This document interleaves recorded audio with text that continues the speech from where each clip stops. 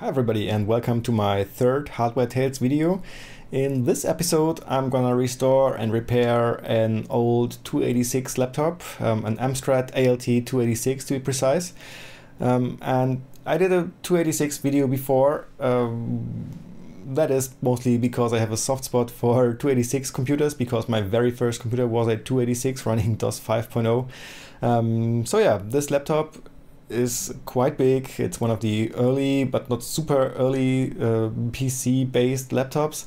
It has a 16 MHz CPU and a monochrome or a grayscale screen attached to a VGA card. Actually, it has some other weird features like a 16-bit ISA expansion slot and similar stuff. Yeah, it has some problems. I had this laptop when I was a kid. I don't even know exactly where I got it from. I played a bit with it and then I decided, oh, this is too old and too boring, so I gave it to my sister actually. And a few months ago she asked me, hey brother, what about this 286 laptop? It's not working anymore, can you fix it? I said, sure thing, give it to me, I'll repair it. Whatever, just bring it. So I tried it and I noticed that apparently the CMOS, the BIOS settings were erased, so I thought it cannot be much work, just reload or replace the CMOS backup battery, but it all turned out to be a bit more complicated, like the hard disk seems to be broken and some other smaller problems. And actually, I made this video about restoring all of those problems to the extent possible. I hope you'll enjoy it, and as much as I did enjoy fixing this computer and making the video. So without further ado, let's go.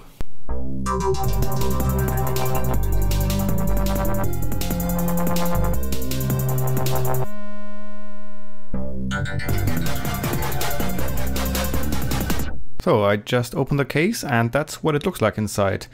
On the right is the bottom part, and on the left we have the lid with some cables going to the keyboard and the display. And on the right it's very cramped. You see the hard disk and the floppy drive covering up halfway, and there's a graphics card that's actually a real VGA card as an extension card. And you see the power supply in the top, and this small metal covered part in the bottom is actually the memory board. It contains all the memory of the machine. Now it was time to actually take the thing apart and see in what condition all the things are and all the parts. And this thing consists of so many screws and small parts that I was really scared I would not be able to reassemble it in the end. So I took lots and lots of notes about that. All in all, it didn't seem too bad. There was some corrosion on the metal parts, and there's this conductive metal paint on the inside that also corroded and oxidized in some parts.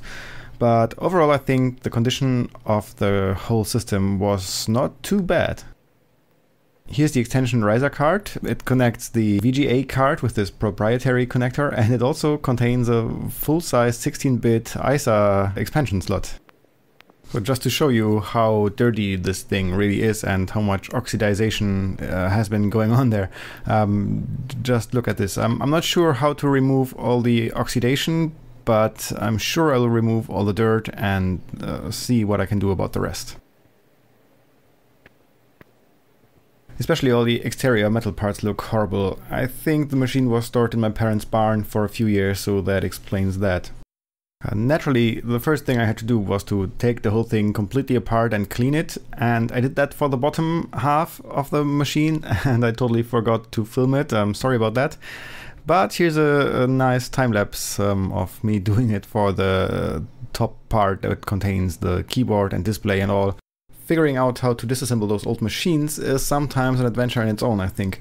Especially for the lid, I was really not sure how to get this the joint disassembled without breaking it, and the cable was running through the joint, and yeah, it was, all in all, it took me, I think, 2 hours or so to take the whole thing apart, and as you will see later, it took me almost as long to reassemble it completely. Yeah, but then I was finally done with the base and could continue with the display and remove the electronics and the display itself from the housing, which again was not as simple, but in the end I succeeded. For me, the most important but also the most fun part when cleaning old machines is the keyboard, because it's the thing that you touch most of the time, so you want it clean. But at the same time, they're not always easy to disassemble. I usually take some old PCB leftovers to kind of use them as a lever to pry out the keycaps.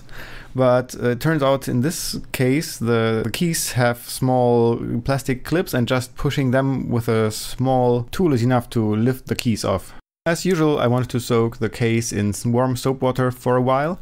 I was afraid that the metal paint would oxidize, but in the end it didn't happen, and I was very happy about that.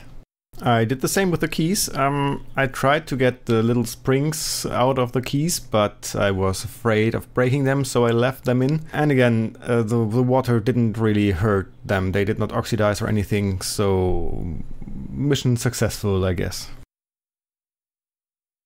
In the meantime, I started cleaning the remaining parts, like the keyboard mat and the encasing metal brace, I guess you could call it. I rubbed that off with water, and in the case of the metal piece with some alcohol, and I think it helped a lot. The display panel is actually covered with real glass, so I was not really afraid to damage it with some alcohol or anything while cleaning, so I did that, and it turned out quite clean.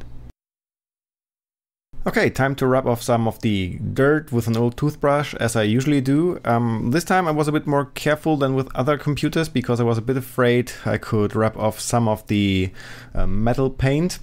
And I usually do the same with the keycaps, but as I said, I left the springs in this time, and I was afraid to rip them off or break them in some way, so I just didn't brush the keys. After brushing, I just rinsed them with clean water, and I did the same with the keys. And as it turns out, not brushing them didn't really hurt, because they got pretty clean and look nice now. So, after the keys had dried for about a day, I started reassembling the keyboard. Even though this is a normal PC style layout, as usual for laptop keyboards, the keys are, or the special keys are all over the place, and I actually forgot to take a decent picture before I did that, so I had to consult Google and see which key belongs where. And since the keyboard has a German layout, that made the whole thing even more complicated, because there are not many good pictures of German release of this notebook anywhere on the internet. So after the laptop was done, I had to reassemble the rest of the top half of the case, and that was really a pretty difficult job, because as I said, this laptop has so many small parts and screws, and I was really happy that I had filmed the whole disassembly process, because otherwise I guess I would just not have been able to reassemble all of this thing. And especially connecting the display back to the rest of the case was not that easy, because routing the cable correctly and making sure that it all fits again, because the space is very limited in this thing, even though it's huge.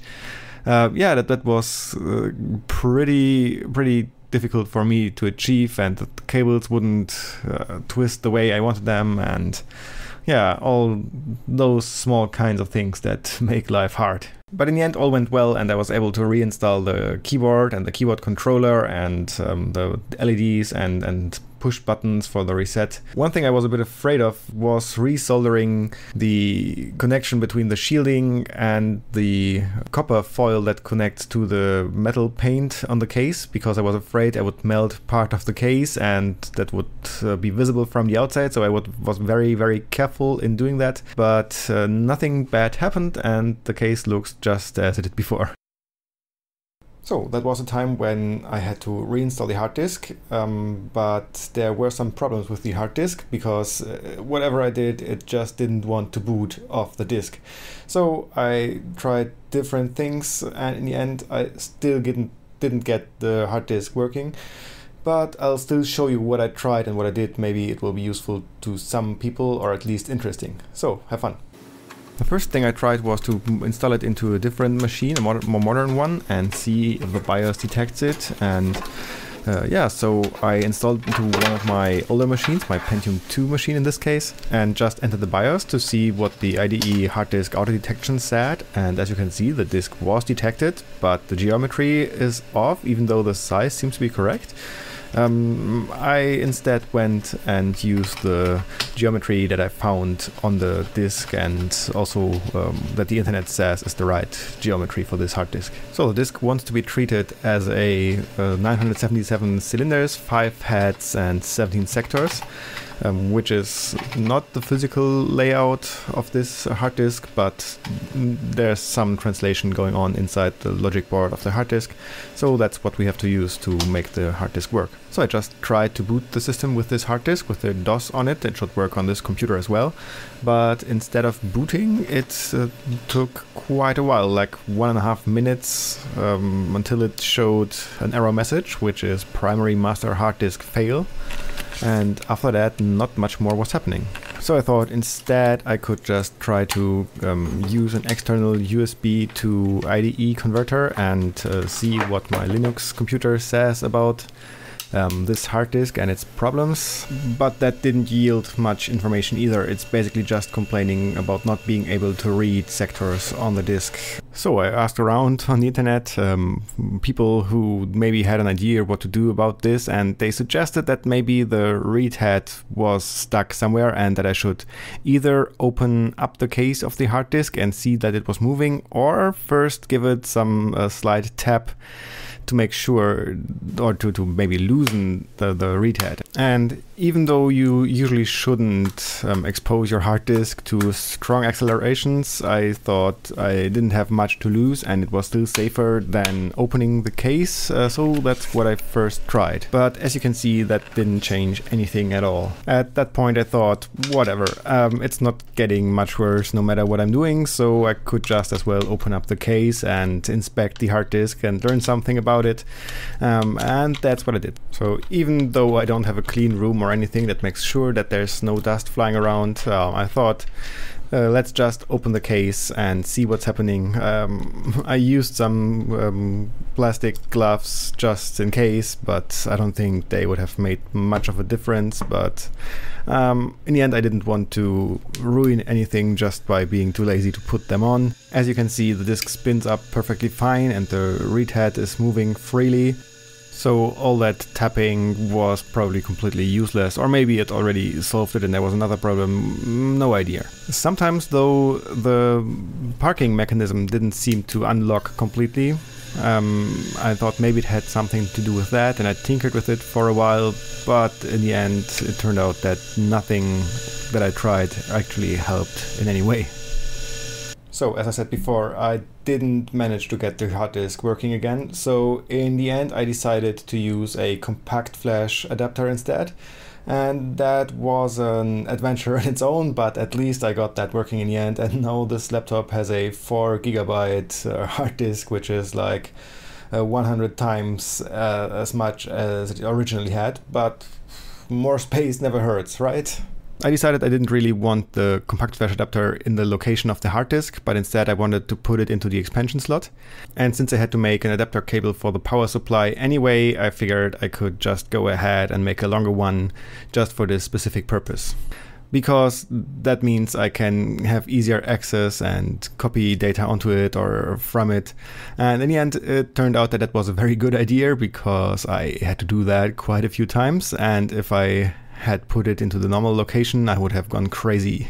So I started putting everything back together, this time using a long IDE cable instead of the super short one that was in the machine before. I also put some WD-40 on the sliding pads for the handle. They are covered with Teflon, but I think over time it just saw too much wear, and sliding the handle in and out was just a very screechy and noisy thing to do, so this WD-40 solved the problem for me. Routing the IDE ribbon cable through the hole between the ISA connector and the case was a lot more difficult than I thought, and all in all the cables were all over the place all the time, and it was quite an interesting experience to try to get the whole system closed down again. But in the end it worked, but it put a lot of strain on the machine and I was not very happy with that, but well, it worked. So it was finally time to screw in all the screws of the case, and I really thought I was done with all of that, but as you will see soon, that was not entirely true. At first I wanted to install the compact flash holder in the normal location for the expansion card, and I thought that would work pretty well. But in the end I realized that if I do that, then the compact flash card would stick out from the back of the computer, just as it does with a normal computer, and for that I would have to leave out the tiny plastic cover in the end, and I really didn't feel comfortable with that, so instead I decided to put the card a bit further into the compartment. So I decided to remove the bracket from the card converter and just glue the card for now into the compartment and think about what to do with it later once everything was working correctly. I used some non-conductive tape for that. I put it in 3 spaces. It didn't feel very stable, but I didn't care for now because I knew I would probably have to work a bit more on it later. So for now I just wanted to see how it feels and how it all works in the machine in the end. So it was finally time to close the expansion port cover, screw in the last screws, and start installing an operating system on this machine. According to all the sources I could find on the internet, this machine was probably delivered with DOS 3 point something, 3.3 or something like that. But I remembered we never had such an old version of DOS running on it. I think it was probably DOS 5.0, and I decided I just have a DOS 622 here at the moment, so I just go with that because it's not much of a difference anyway. And it would probably make life easier in a few smaller spaces, so I did that. Or at least I tried, because in the end it turned out not to be as easy as usual. Things are always more complicated than I initially think they are. First of all, I realized that I didn't even know how to enter the BIOS setup on this machine. Like, usually when I did it before, it was just an error message and it said press F2 to enter BIOS setup. But pressing F2 during start didn't do anything. I tried the other typical combinations or keys like delete or F1, F2, F10 and escape and whatnot. None of them really got me into the setup, so I always had to rely on it, complaining about something like hard disk not ready or basically that, to enter the BIOS setup and set up the data for the compact flash card. I basically use the same settings that I'm using on my 486 because they seem to work very well, at least when running a disk manager like Easy Drive, which I thought maybe I can get away without doing it because that uses up some memory and there's not too much installed in this machine anyway. So I tried to do it without a disk manager and that didn't work at all in the end. What those disk managers do is basically replace a part of the BIOS that is used for accessing the hard drives, and adds code that makes it possible to use larger drives than the BIOS originally supports, because those old BIOSes have problems with hard disks much bigger than 500 megabytes, but I'm using an a 4 gigabyte hard disk, and the BIOS had no way of dealing with that at all. So but I thought maybe if I'm not going to use all the space and just waste 3.5 gigabytes, then I shouldn't need it, maybe. So I just exited the setup for DOS again and started fdisk to create partitions, or I just told it to create the biggest partition it could, and then rebooted to start the final setup. And as you can see, I'm also using the German version of DOS because that's what we always had on this laptop and I didn't feel like changing it. Also, maybe my sister was going to use it for a bit and she's not really used to English operating systems, and yeah, I wanted to make it as easy for her to use it in the end as possible. Formatting the hard drive first took ages to start and then finished within a second or two. It was quite interesting to see.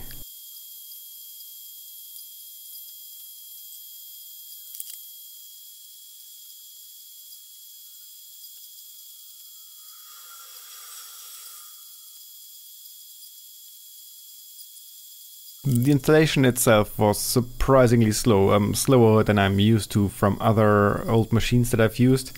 But in the end it copied everything and then produced an error message. Interestingly enough, it said it could not read command com, which is the command interpreter for MS-DOS, but I assumed it would read from floppy, and it had been reading the floppy perfectly, and I used the floppy just a short time before on a different machine, and that was quite confusing, and so I thought maybe the problem is with the missing disk manager. Sadly, I wasn't able to boot the disk manager setup on this machine, so instead I took the compact flash card out, which made me very grateful for putting it in the expansion port instead of into the center of the whole machine, and used my 486 to install the disk manager. So I took the compact flash card back to the 286 laptop and installed it and tried to boot, but then I realized this thing has the same problem that the same disk manager, which is Easy Drive in this case, had on the 486, and that is that it never really allowed me to boot from the floppy drive. The problem with those disk managers is that they have to boot from hard disk, and then they start the booting of the operating system from hard disk or the floppy drive, but first they have to install those changed BIOS routines. And for some reason booting the floppy drive works neither on my 486 nor on this 286. Interestingly though, starting the DOS setup from the install tool of the disk manager always worked. So I did that on the 486 again because of, as I said before, it didn't boot on the 286 at all. The Easy Drive installer has an option to do many things automatically, like create the partition tables and copy the boot files for DOS over to the new hard disk and start the DOS setup on its own. I just did that, and that seemed to work quite okay. While all these installations were running, I fiddled a bit more with the laptop, and I actually figured out how to enter the BIOS setup. Usually you do it on system startup, you press delete or F2, F1, escape, whatever the mainboard or the BIOS wants. In this case you have to wait until the system is booted, and then you can enter the BIOS by pressing Ctrl Alt S, which will then switch from your DOS to the setup, and you can also leave it and enter DOS again. I've never seen anything like that, but you never stop learning, right?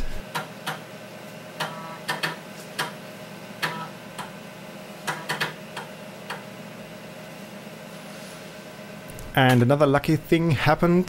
Just by using the machine for a while, the BIOS battery got reloaded, so I didn't have to replace that at all, and it's now keeping the configuration again, and the clock is running normally, so that's a big plus, I guess.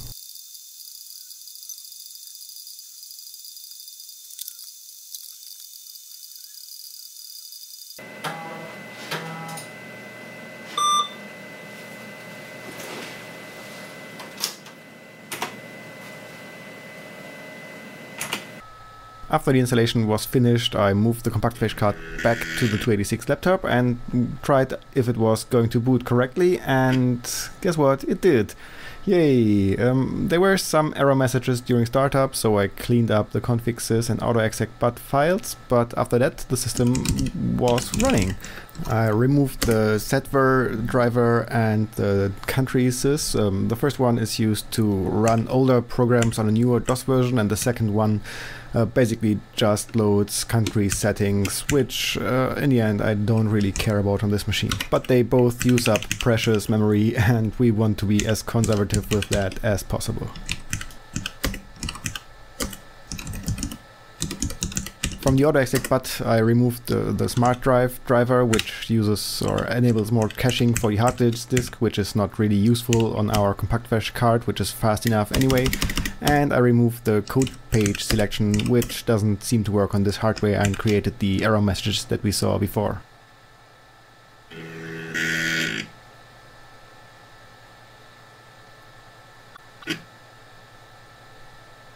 And after a quick reboot we see that the error messages are gone, and I'm checking the German keyboard layout, which is still working fine.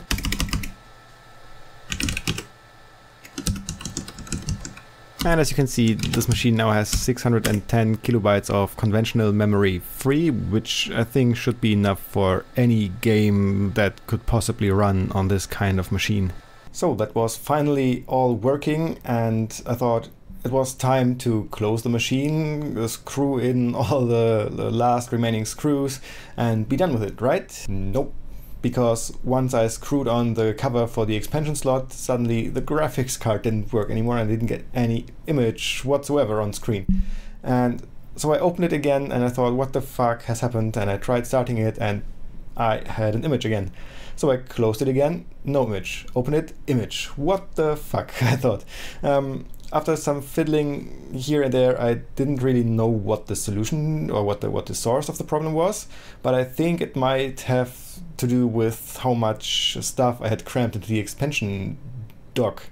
And I think whenever I closed the lid, it just pushed down the compartment too far, and maybe the VGA card got slightly disconnected from the mainboard. I'm not entirely sure, but I decided to remove all the surplus cabling and mount the compact disc adapter a bit smarter. And since I did that, all the problems with VGA card disappeared. So I'll show you next how I mounted the compact flash card in the end. The idea was to move the card a bit to the back and also down, because the way it would be installed normally with the bracket would mean it's upside down, and accessing the cables and seeing the LEDs would be basically impossible. So I wanted to use the normal bracket again and just build some extender card or board that allows me to move the CF card a bit back. So first I measured how much space I would need for that and started cutting an old piece of PCB to that length. This is how that will be assembled in the end. Next step was to just mark the spots for the drill holes. I just used the holes on the bracket and repeated the same procedure for the second side.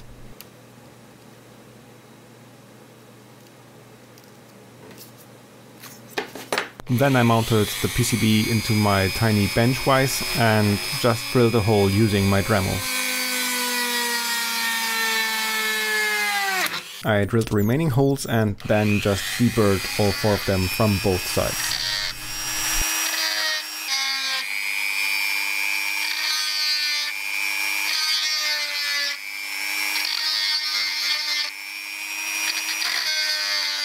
Then I used the screws that were originally used to connect the board to the bracket and connected my new board to the bracket using them, and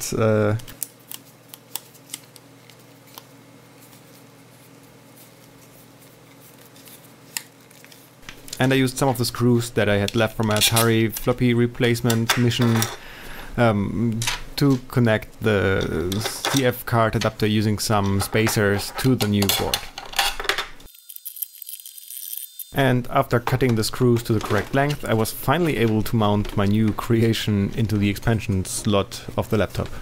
I also decided to cut off the loose end of the IDE cable because it just used up unnecessary space and I would probably never connect anything to that.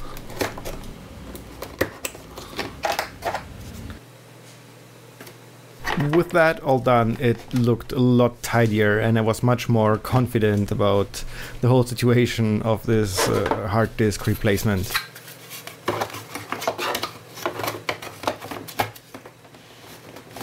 So that doesn't only look a lot better than it did before, it also seemed to have solved the problem with my display. So I thought, finally done with the project. Because it had already taken several weeks of my spare time to clean and repair this machine, so I was happy that I was finally done. But then I realized, wait, I have never heard this machine make any beep sounds at all. Probably the PC speaker was broken, so I had to disassemble the whole thing once again. Why am I even doing this? I mean, I told you several times how difficult and how much work it was to disassemble this machine, this specific machine. And I did it all again just to find out why the sound wasn't working. My first step in analyzing the situation was to take out the speaker with its cable, which is not a normal PC style PC speaker connector, And so I decided to solder another cable to the connector and try the speaker in a different computer. That's the same Pentium 2 I used to test the hard disk, by the way, and as you can hear, the PC speaker itself seems to be okay. So next I inspected the mainboard. This is the PC speaker connector, and this small SMD capacitor here is connected to one of the pins, so I assume this one is maybe for filtering or something like that. And around this capacitor, the mainboard looked a bit greasy and very dirty, so I assume maybe the capacitor has leaked and is dead, and that's probably the reason why the PC speaker is not working. So I decided to desolder this capacitor, clean the pads around it and replace it with a new capacitor. Sadly, I didn't have a matching one. This is a 33 microfarad capacitor. I didn't have one of these around, but I built my own 30 microfarad capacitor using 3 10 microfarad capacitors. Don't judge me, allowed is what works, right? Since it's most likely only used for filtering, using a slightly smaller capacitor might change the filter characteristics a bit, but in the end it should still work fine. Sadly, I touched the housing of the connector for the speaker with my soldering tip and it melted a bit. It doesn't change the function, but it looks a bit ugly now. Oh well.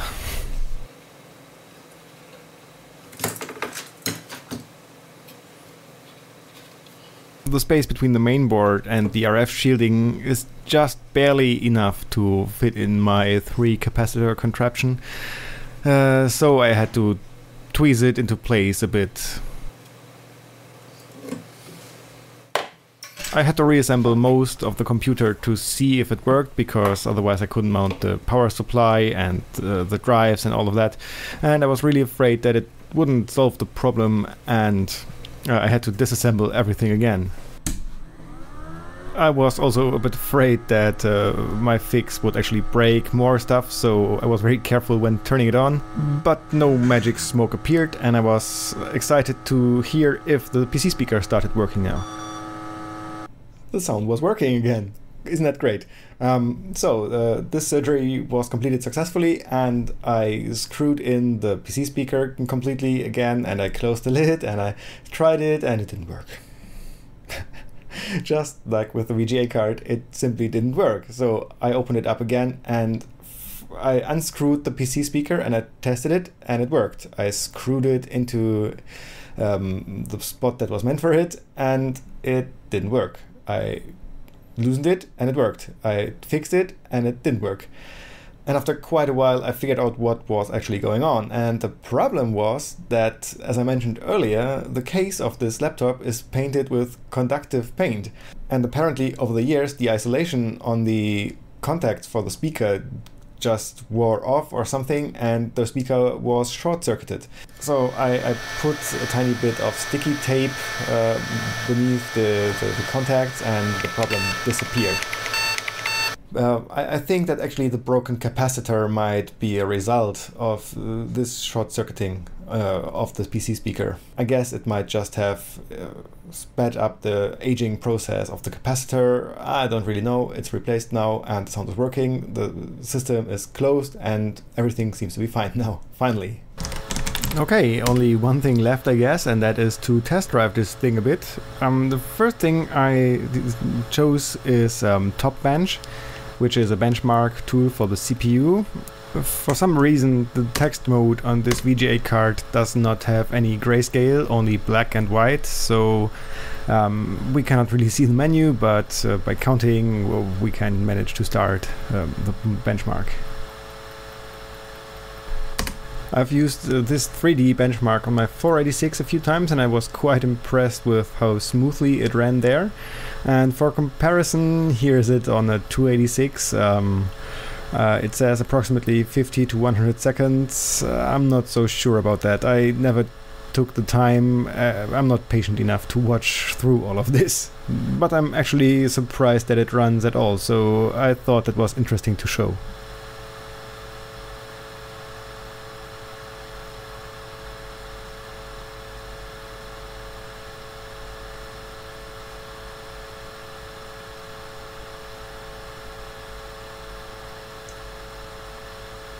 Alright, time for some games. First off is Prince of Persia. I've had this on this machine back in the day, so I thought it was the right way to start testing games on this machine.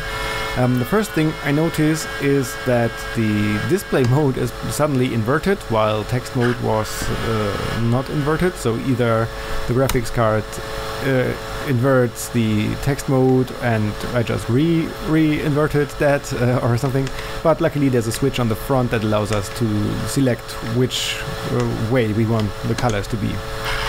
And I had to bump the volume of the recording a bit because otherwise the music on the PC speaker would just have been too quiet. But yeah, that's what it looks and sounds like. Compare the volume to the fan in the laptop. And while the response time of the screen is really low, I think the game is actually still playable. I wouldn't mind playing it like that, or at least I didn't mind when I was a kid.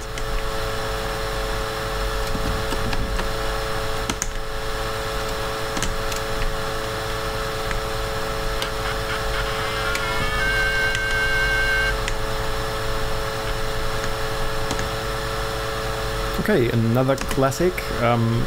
Here's Commander Keen, the first one, Invasion of the Vorticons. And I think in this game you can see the slow response time of the screen even better than in Prince of Persia.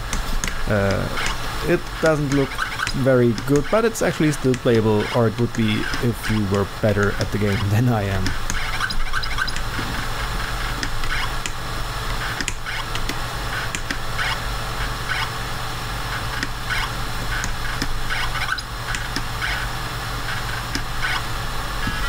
And one last game. This is Grand Prix Circuit. We played it in DOS Game Club actually in April. That's a podcast and a game club that we have. Check it out, it's on dosgameclub.com. I thought this game would be the worst of all the ones that I wanted to test, but it turns out this one is actually really playable, because the slow response time of the screen doesn't make so much of a difference, because the screen doesn't change so fast actually, and the borders of the street are actually very readable still. So all in all, this game is super playable on this laptop.